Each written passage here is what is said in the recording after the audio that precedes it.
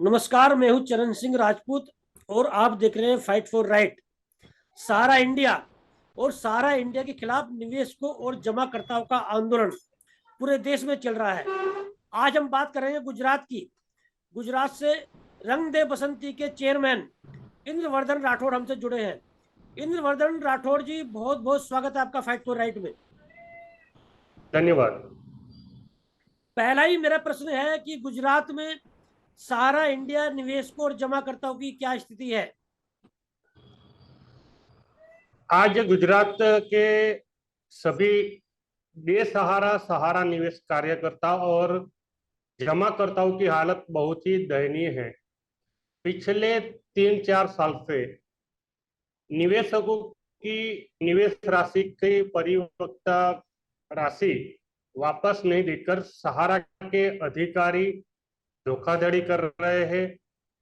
यहाँ तक कि 10,000 20,000 का भी भुगतान नहीं दिया जा रहा है।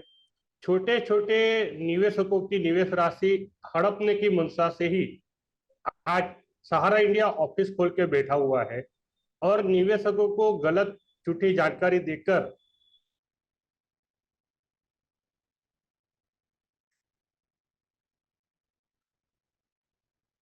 उनके साथ धोखाधड़ी किया जा रहा है।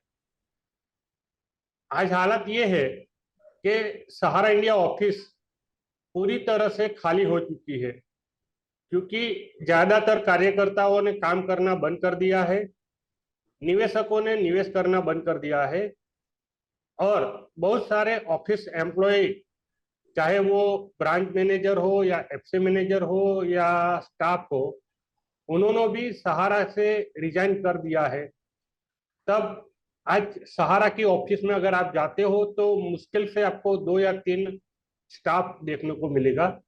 और इस तरह से आज 31 दिसंबर 2022 यानी कि साल 2022 का आखिरी दिन है, तब सहारा इंडिया की ऑफिस और सहारा इंडिया की हालत बहुत ही बदतर हो चुकी है। इंद्रवर्धन जी, आप सहारा में किस हैसियत से जुड़े थे और आपने सहारा इंडिया के खिलाफ बगावत क्यों की? मैं सहारा इंडिया में एज ए कमीशन एजेंट साल 1995 में जुड़ा था और वडोदरा के मक्करपुरा ऑफिस से जुड़ा था।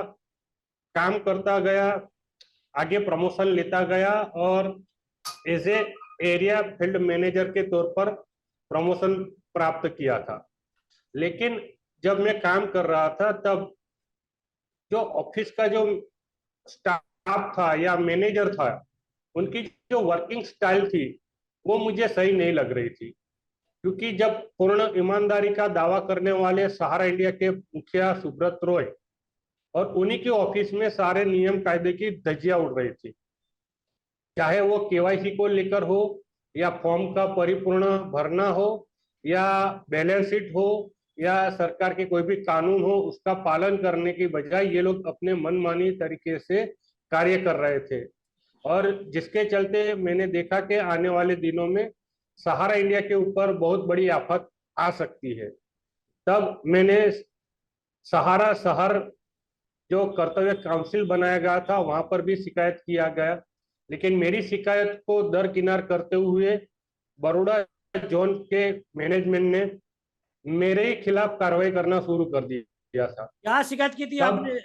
कर्तव्य काउंसिल में शिकायत की? मैंने हम्म। मैंने ये शिकायत की थी कि यहाँ पर केवाईसी का पालन नहीं किया जा रहा है। यहाँ पर अपने मन मर्जी के हिसाब से कार्यकर्ताओं का हक मारा जा रहा था। यानी कि अगर मान लीजिए पहले जो एडवाइस आती थी तो अलग अलग एडवाइस आती थी, तो उसमें से कुछ एडवाइस का भुगतान कार्यकर्ताओं को करने के बजाय मैनेजर और उसके बाबू खुद ही साइन करके वो भुगतान ले लेते थे।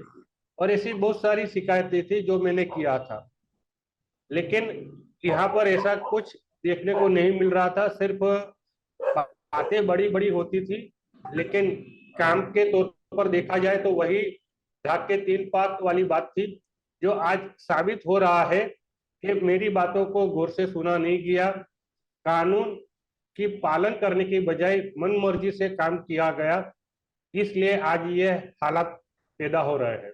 सहारा इंडिया के जो चेयरमैन है सुब्रत राय, उनका दावा रहा है कि उनके यहाँ एक लोकतंत्र की बड़ी व्यवस्था उन्होंने बना रखी है, और कर्तव्य काउंसिल को वो एक कोर्ट का रूप देते थे कि जिसे कहीं सहारा में यदि न्याय नहीं मिल रहा है तो वो कर्तव्य काउंसिल में जा सकता है। तो इसका मतलब कर्तव्य काउंसिल में भी सहारा के कर्मचारी, निवेशकों और जमाकर्ताओं को न्याय नहीं मिलता था। बिल्कुल सही बात है। निवेशकर्ता या कार्यकर्ता को अगर न्याय चाहिए तो वो कर्तव्य काउंसिल में अपनी शिकायत दर्ज कर सकता है और वहां पर उनको न्याय जरूर मिलेगा। ऐसा दावा सहारा इंडिया के प्रमुख सुब्रत रॉय करते थे।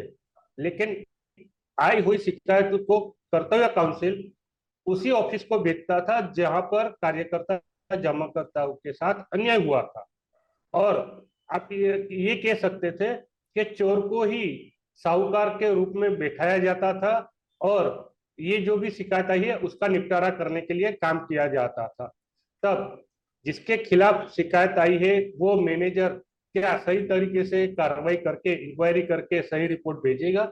बिल्कुल नहीं। और इसी तरीके से मेरी सभी शिकायत का विथ डॉक्यूमेंट होने के बावजूद मुझसे कर्तव्य काउंसिल का एक भी पदाधिकारी ने कांटेक्ट नहीं किया था। मेरी बातों को सुनकर मुझसे डॉक्यूमेंट लेकर सही रिपोर्ट पेश नहीं किया गया था। तो यही था कि ये कर्तव्य काउंसिल भी एक खानापूर्ति के तौर पर ही रहा है और मुझे नहीं लगता है कि कर्तव्य काउंसिल से किसी को न्याय मिला हो।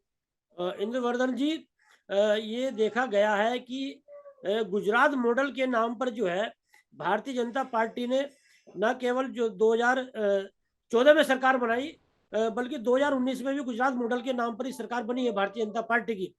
तो गुजरात में सारा इंडियन का इतना बड़ा घोटाला, ये क्या मामला है इंद्रवर्धन जी, इस पे प्रकाश डालिए। अब इसके ऊपर तो पूरी दुनिया को पता चल गया है कि सहारा इंडिया देश का सबसे फ्रॉड कंपनी है और सबसे ज्यादा निवेशकों के साथ, कार्यकर्ताओं के साथ धोखाधड़ी कर रहा है। और यह बात गुजरात के भाजपा सरकार को भी पता है। मैंने पहली शिकायत 13 दिसंबर 2013 को सहारा क्यूसॉप के खिलाफ वडोदरा पुलिस कमिश्नर को किया था। उसके बावजूद भी उसके ऊपर कोई कार्रवाई नहीं किया गया था। उसके बाद मैंने 9/3/2015 को शिकायत किया था वडोदरा कलेक्टर और वडोदरा पुलिस कमिश्नर को। उसकी भी इंक्वायरी करके रिपोर्ट ठंडे बस्ते में डाल दिया गया था। यानी कि कहने का मतलब ये है कि गुजरात की भाजपा सरकार और भाजपा सरकार में बैठे हुए नेता, मंत्री और उनके अंडर में आया पुलिस विभाग सहारा इंडिया की धोखाधड़ी के खिलाफ कार्रवाई करना नहीं चाहता है। ये साफ तौर पर मुझे दिख रहा है। आज भी गुजरात में ऑफिसें खोलकर सहारा इंडिया धोखाधड़ी कर रहा है, जो सबको देखने के बावजूद भी गुजरात के मुख्यमंत्री राजकोट के एरिया मैनेजर के साथ मुलाकात कर रहे हैं, ऐसे भी देखने को मिला है। जबकि गुजरात के मुख्यमंत्री के पास भी जो है बहुत सारी शिकायतें जा रही है। अभी एक मेरे पास जो है एक बधाई पत्र आया था RS यादव राजकोट के, जो आप एरिया मैनेजर बता रहे हैं, उन्हें दिया गया कि 3 करोड़ रुपए उन्होंने 19 दिसंबर तक कलेक्शन किया। दिल्ली हाई कोर्ट के प्रतिबंध के बावजूद कलेक्शन पे सहारा इंडिया में, ये कैसे कलेक्शन हो रहा है गुजरात में, इस पर थोड़ा प्रकाश डालिए। गुजरात में सहारा इंडिया की ऑफिस जो चल रही है उसमें stars multipurpose cooperative society limited जो हैदराबाद में रजिस्टर है, उनकी विविध योजनाओं में डिपॉजिट लिया जा रहा है। क्योंकि दिल्ली हाईकोर्ट ने Sahara credit cooperative society limited, Saharayn universal multipurpose cooperative society limited के खिलाफ आदेश पारित करते हुए उनको नया डिपॉजिट या रिन्यूअल डिपॉजिट लेने पर प्रतिबंध लगा दिया गया है।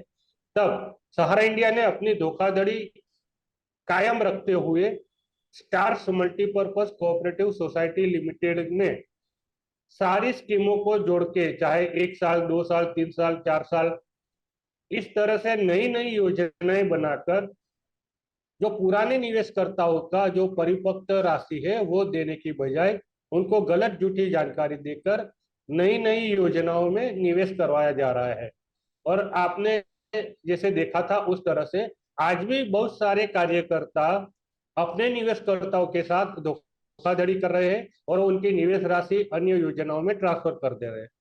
आपने जो बधाई पत्र देखा था उसमें एक बधाई पत्र कार्यकर्ता करण वाघेला का भी है, जिन्होंने स्वयं के कोड पर दिसंबर माह में 2 करोड़ से भी अधिक का व्यवसाय किया गया है। उसके लिए उनको बधाई पत्र दिया जा रहा है।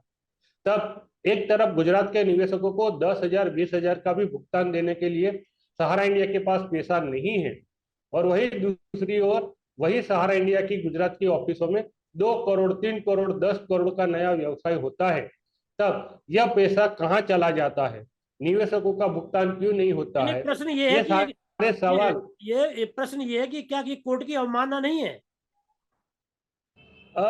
नहीं, क्योंकि stars multipurpose cooperative society limited जो जिसका केस हैदराबाद में हैदराबाद की हाईकोर्ट में चल रहा है और उसके ऊपर अभी कोई ऐसा आदेश नहीं आया है, इसलिए सहारा इंडिया स्टार्स मल्टीपर्पज के नाम पर नया निवेश ले रही है। लेकिन जहां तक आपने ये बताया दिल्ली हाईकोर्ट के कोर्ट ऑफ कंटेम्प्ट की बात, तो ये बिल्कुल सही बात है कि सहारा क्रेडिट कोऑपरेटिव सोसाइटी लिमिटेड के निवेशकों का भुगतान करके उनका रिपोर्ट दिल्ली हाईकोर्ट को पेश करना है।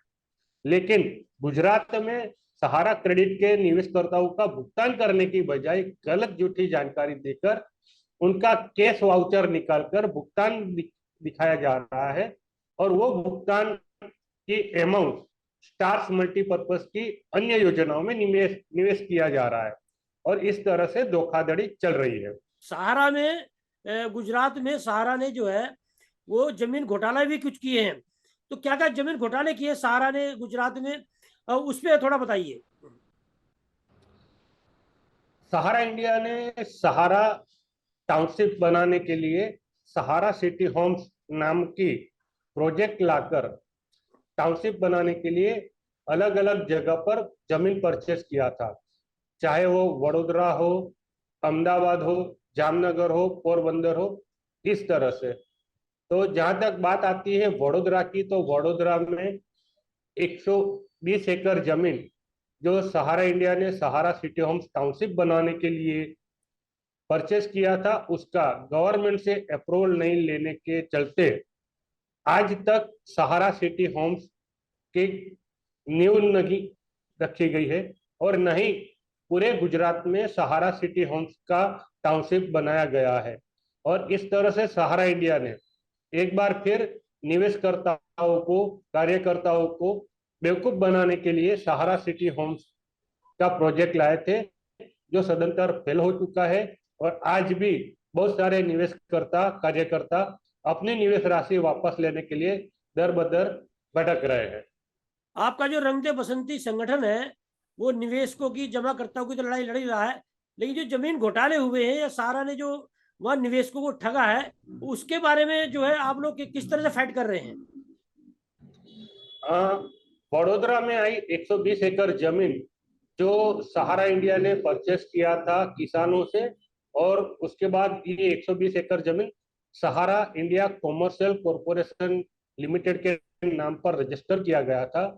उसके खिलाफ मैंने वडोदरा कलेक्टर को शिकायत किया था कि यह नियम अनुसार उनकी जो रजिस्ट्री है उसको कैंसिल किया जाए और ये पूरी जमीन सरकार के नाम कर दी जाए। मेरी शिकायत पर केस की सुनवाई करते हुए मेरे पास रखे सभी डॉक्यूमेंट को उन्होंने देखा, परखा, और उसके बाद यह ऑर्डर किया कि ये जो जमीन है 120 एकड़, जिसको अब सहारा इंडिया के नाम से निकालकर सरकार के नाम किया जाए, और इस तरह से वडोदरा में 120 एकड़ जमीन जिसकी आज बाजार मूल्य करीबन करीबन 400 करोड़ रुपया है, उसको मेरी लड़ाई के चलते सहारा इंडिया के नाम से हटकर सरकार के नाम हो गई है, और इस तरह से सहारा इंडिया के खिलाफ मेरी लड़ाई चल रही है। आप जो एक सोशल एक्टिविस्ट भी हैं गुजरात में, नर्मदा आंदोलन, नर्मदा डैम, प्रधानमंत्री जी भी खुद भी बोलते हैं, जो मेधा पाटकर है जिन्होंने लड़ाई लड़ी नर्मदा आंदोलन से जुड़ी रही, नर्मदा बचाओ आंदोलन की नेता भी मानी जाती है, तो उन्हें अर्बन नक्सली बोला जाता है, और ये बोला जाता है कि उनके चलते ही इस प्रोजेक्ट में इतना विलंब हुआ है। तो क्योंकि आप गुजरात के रहने वाले हैं, सोशल एक्टिविस्ट भी हैं, आपको इसके बारे में भली भांति जानकारी होगी। तो ये क्या मामला है इंद्रवर्धन जी, थोड़ा इस पे प्रकाश डालिए। अ, जब नर्मदा नदी पर ये सरदार सरोवर डैम बांधने की सरकार ने शुरुआत की थी, तब वहां पर बसे आदिवासियों की सही व्यवस्था नहीं किया गया था, जिसके चलते मेघा पाटकर ने आंदोलन किया था। और ये आंदोलन की वजह से ही बहुत सारे आदिवासी भाई बहनों को उनको रहने के लिए घर मिला था। तो जिस तरह से मेघा पाटकर को अर्बन नक्सली कहा जाता है, वो सरासर गलत है। उन्होंने पिछड़े लोगों की सहायता के लिए बहुत ही बड़ा संघर्ष किया है, आंदोलन किया है। और आज मेघा पाटकर जी ने जो कुछ भी किया है, उसके लिए एज ए इंद्रवदन राठौड़ रंगदे बसंती मैं इनको सैल्यूट करता हूँ। क्योंकि बड़े बड़े राजनीतिक नेताओं को ये बड़े प्रोजेक्ट में मलाई खानी होती है, इसलिए वो सही बातों को ध्यान में रख के बिना सिर्फ अपने फायदे के लिए कुछ भी काम करते रहते हैं और बिन जरूरी इस तरह से आरोप प्रत्यारोप लगाते रहते हैं। लेकिन मेरा ये मानना है कि मेघा पाटकर जी ने जो कुछ भी किया है वो बहुत ही सराहनीय है और सेवा के काबिल है। धन्यवाद। रंग दे बसंती जो आपका संगठन है, आगे सारा इंडिया के खिलाफ जो भुगतान को लेकर लड़ाई चल रही है, क्या रणनीति है आप लोगों की? हमारी सीधी सादी रणनीति है कानून और कानून के दायरे में लड़त। क्योंकि आज जो परिस्थिति खड़ी हुई है, वहां पर सहारा इंडिया ऑफिस से भुगतान मिलना बहुत ही मुश्किल है। तब सहारा इंडिया के लोकल अधिकारी, चाहे वो ब्रांच मैनेजर हो, सेक्टर मैनेजर हो, रीजनल मैनेजर हो, जोनल मैनेजर हो, या स्वयं सुब्रत रोही क्यों न हो, निवेशकों के साथ धोखाधड़ी करने वाले इन सभी के खिलाफ पुलिस थाने में एफआईआर दर्ज किया जाए। 420, 406, 409, 120 बी के तहत उनके खिलाफ कानूनी कार्रवाई करते हुए एफआईआर दर्ज करके उनके गिरफ्तार किया जाए, उनको कोर्ट के सामने खड़ा कर दिया जाए। और इस तरह से प्रेशर, कानूनी तौर पर प्रेशर बनाते हुए सभी निवेशकर्ताओं का भुगतान दिलाने की लड़त लड़ रहे हैं। आप इस अंत में जो है निवेशकों से क्या कहना चाहेंगे अपने संगठन की ओर से? इंद्रवदन राठौड़ रंगदे बसंती की लड़ाई आप सभी लोग भली भांति परिचित है। और मेरा एक ही मूल मंत्र है, किसी भी गलत झूठी जानकारी के दबाव में अपना निवेश राशि सहारा इंडिया में वापस रीइन्वेस्टमेंट न करें। आपके पास जो भी सहारा इंडिया का निवेश किया गया सर्टिफिकेट या पासबुक हो, जिसका भुगतान सहारा इंडिया की ऑफिस से नहीं मिल रहा है, तो उसके लिए आप नजदीक के पुलिस थाने में जाकर वहां के ब्रांच मैनेजर, सेक्टर मैनेजर से लेकर सुब्रत रॉय के खिलाफ शिकायत दर्ज करके एफआईआर दर्ज करवाए।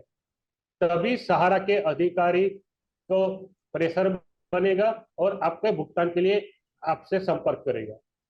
इसलिए मेरी आप सभी निवेशकर्ताओं से सादर अनुरोध है कि सहारा इंडिया के झूठ के जाल से बाहर निकलिए और अपना भुगतान पाने के लिए कानूनी कार्रवाई करिए। धन्यवाद। इंद्रवर्धन राठौड़ जी, आपका बहुत बहुत धन्यवाद फाइट फॉर राइट से बात करने के लिए। नमस्कार। नमस्कार, धन्यवाद।